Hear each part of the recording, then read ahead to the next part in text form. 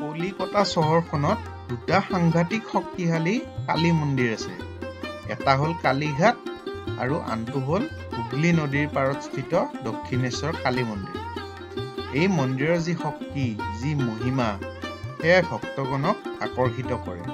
সেয়ে অকল ভাৰতবৰ্ষৰ বিভিন্ন স্থানৰ পৰা অহা লোকেই নহয়, বিদেশৰ পৰাও বহুত লোক আহি মা কালীৰ আশীৰ্বাদ ল'ব ইয়াতে ভিৰ কৰি তোলে। হেল্ল' ফ্ৰেণ্ডছ, মই পাৰ্থ।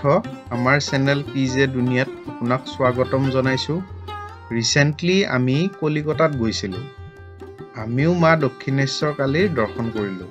মন্দিৰত গৈ আমাৰ কেনেকুৱা লাগিল, বা ইয়াৰ পৰিৱেশটো কেনেকুৱা, ইয়াৰ হিষ্ট্ৰী, বা ইয়াত চাব লগা আন বস্তুবোৰ, যেনে ইয়াত থকা শিৱ মন্দিৰকেইটা, লগতে লাগি থকা হুগলী নদীটো, ওচৰৰ মাৰ্কেটখন, বা ইয়াত কেনেকৈ আহিব, ট্ৰেইন বা বাছেৰে বা ফেৰীটো আহিব পাৰি, সকলো কথা আলোচনা কৰিম। চ' ভিডিঅ'টো স্কিপ নকৰি সম্পূৰ্ণকৈ চাব। ভিডিঅ'টো ভাল পালে লাইক আৰু কমেণ্ট কৰি আমাক জনাব, আৰু এনেকুৱা আপকামিং ইনফৰ্মেটিভ ভিডিঅ'ৰ বাবে আমাৰ চেনেলটো ছাবস্ক্ৰাইব কৰি দিব।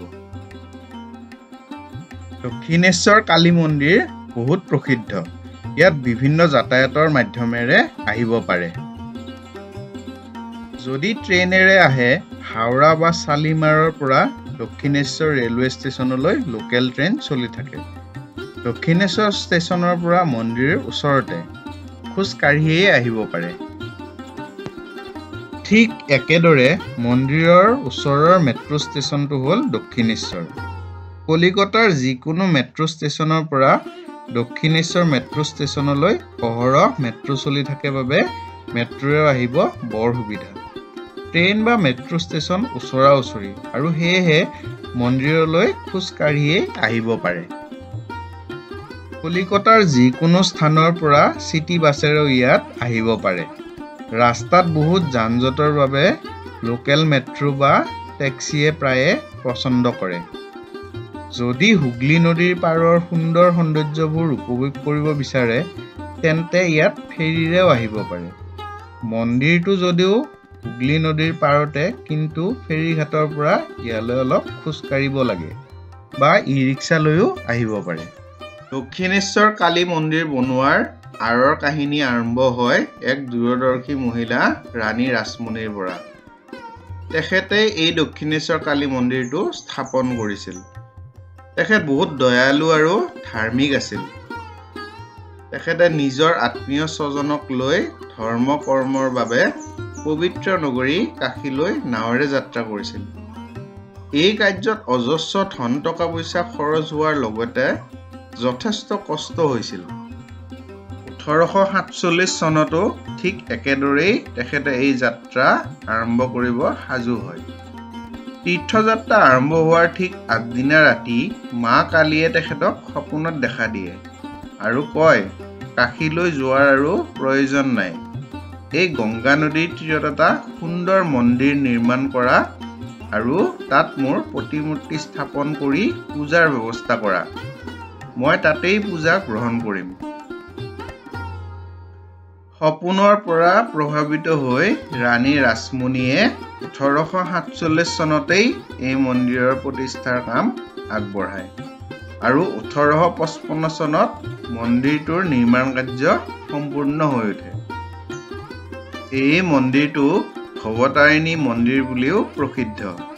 ইয়াৰ মূল মন্দিৰটো বাবলি ৰাজ পৰিয়ালৰ ৰামনাথ মণ্ডলৰ দ্বাৰা বনোৱা হৈছিল।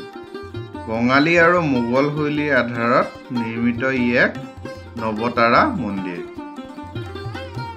মেইন মন্দিৰত ক'লা শিলেৰে নিৰ্মিত উগ্ৰ অথচ দয়ালু কালী মাৰ মূৰ্তি আছে।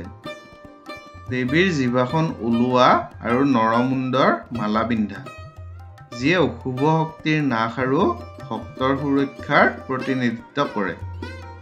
এই মূৰ্তিটো ৰূপৰ পদুম ফুলত স্থিত শিৱ ভোলানাথৰ ওপৰত প্ৰতিষ্ঠিত। কালী মন্দিৰৰ ওচৰত ভগৱান শ্ৰী বিষ্ণুৰ লগতে ৰাধা কৃষ্ণৰ মন্দিৰ আছে। আকৌ নদীৰ পাৰত ভোলানাথ শিৱৰ 12টা শিৱলিংগ প্ৰতিষ্ঠা কৰা আছে। শিৱৰ মন্দিৰকেইটা আচ্ছাল বঙালী শৈলীত নিৰ্মিত। এই 12টা শিৱলিংগই 12টা জ্যোতিৰ্লিংগক দৰ্শায়। শিৱ মন্দিৰকেইটা মেইন কালী মন্দিৰৰ ঠিক সন্মুখতে অৱস্থিত।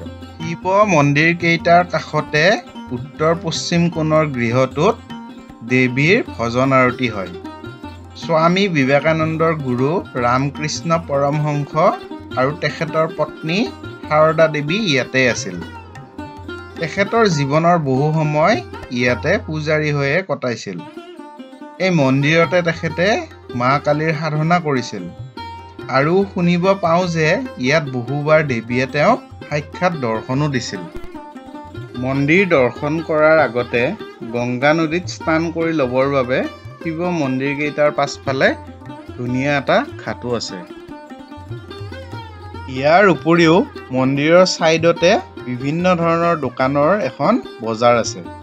পূজাৰ প্ৰয়োজনীয় সামগ্ৰীবোৰ ইয়াত উপলব্ধ।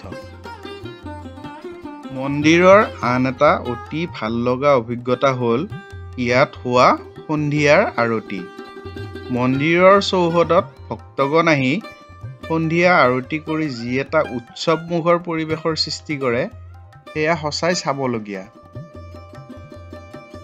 আপুনি আধ্যাত্মিকতাৰ সাধকেই হওক বা ঐতিহাসিক স্থানবোৰ অন্বেষণ কৰি ভাল পোৱাই হওক বা প্ৰকৃতিপ্ৰেমীয়েই হওক, গংগাৰ পাৰত অৱস্থিত এই দক্ষিণেশ্বৰ কালী মন্দিৰে সকলোৰে বাবে কিবা নহয় কিবা এটা আগবঢ়ায়।